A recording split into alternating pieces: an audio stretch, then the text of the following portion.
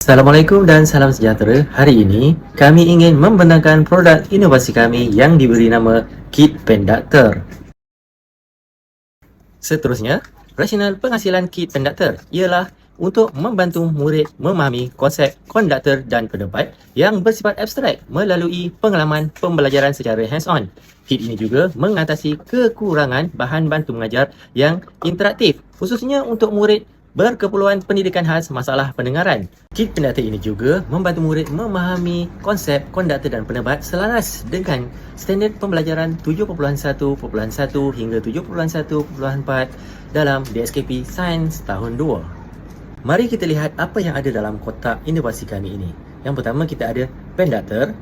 Kedua, kita ada beberapa komponen elektrik. Kita ada modul aktiviti, manual penggunaan dan kad kod tangan seperti yang anda boleh lihat dalam slide. Seterusnya, mari lihat penggunaan penduktor. Apabila penduktor menyentuh bahan uji kaji dan lampu indikator tidak menyala serta tiada bunyi dihasilkan, maka bahan tersebut ialah penebat. Namun, jika lampu indikator menyala dan ada bunyi dihasilkan, maka bahan tersebut ialah konduktor. Impak inovasi penduktor adalah serali dengan Sustainable Development Goals. Yang pertama iaitu Quality Education, di mana ia membantu guru menyediakan bahan bantu mengajar BBM yang interaktif sekaligus menarik minat murid dan juga mengasah kemahiran mereka dalam STEM. Yang kedua ialah Reduce Inequalities, di mana inovasi ini tidak terhad untuk murid perdana, tetapi dengan bantuan audio dan juga visual pada pen, ia membantu merongkong murid pendidikan inklusif, masalah pendengaran dan juga penglihatan.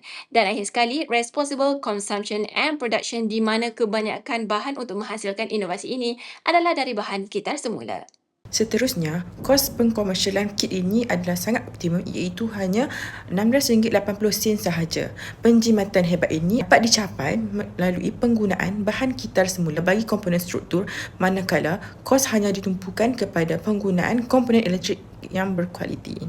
Slide ini menunjukkan validasi projek kami yang telah merangkul pelbagai peringkat perak dan juga platinum di peringkat antarabangsa dan juga peringkat kebangsaan. Bagi fasa pembangunan pula, kami telah menaik taraf penduktor 1.0 kepada versi 2.0 yang lebih ergonomik, lengkap dengan dui penunjuk iaitu lampu LED dan juga bunyi. Secara rumusnya, kit penduktor ini telah memperkenalkan pendekatan yang berkesan dan juga interaktif dalam mengajar konsep konduktor dan juga penebat kepada MPPK. Selain itu, kit ini juga berpotensi tinggi untuk menjadi alat bantu mengajar yang inovatif dan juga kreatif bagi sekolah pendidikan khas maupun sekolah perdana. Sekian, terima kasih.